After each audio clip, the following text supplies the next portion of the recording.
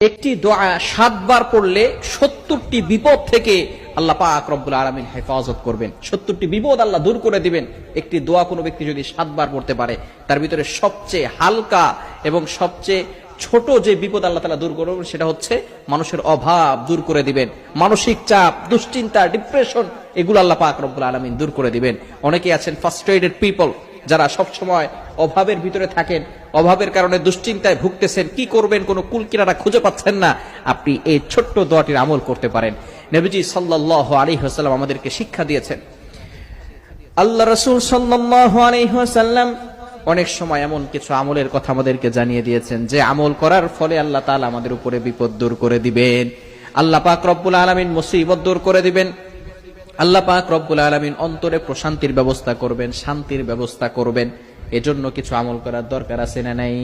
অবশ্যই আমরা আমল করার চেষ্টা করব। আমরা আমল ছেড়ে দিয়েছি, মসজিদেই আমরা যেতে চাই না, আল্লাহ তাআলার ফরজ বিধান আমরা ছেড়ে দিয়েছি। কিভাবে আমাদের উপরে শান্তি আসবে, কিভাবে সুখ আসবে? মনে রাখবেন, বর্তমান আমাদের অনেক সংসারে সুখ নাই, শান্তি নাই, কারণ আমাদের মাঝে আজকে কোরআন নাই, কোরআন নাই, আজকে আমাদের ভিতরে রাসূল সাল্লাল্লাহু আলাইহি ওয়াসাল্লামের সুন্নাহ নাই। এজন্য ঘরের ভিতরে আজকে শান্তিও নাই, ঠিক কিনা বলে? ঘরের ভিতরে আজকে শান্তি নাই, আজকে অভাব অনটন লেগেই থাকে। অনেক সময় মেয়েটা অসুস্থ হয়ে যায়, ছেলেটা অসুস্থ হয়ে যায়, টাকা পয়সা এত ইনকাম করি থাকে না, টাকা পয়সা কোথায় যায়, কোনো বরকত নাই।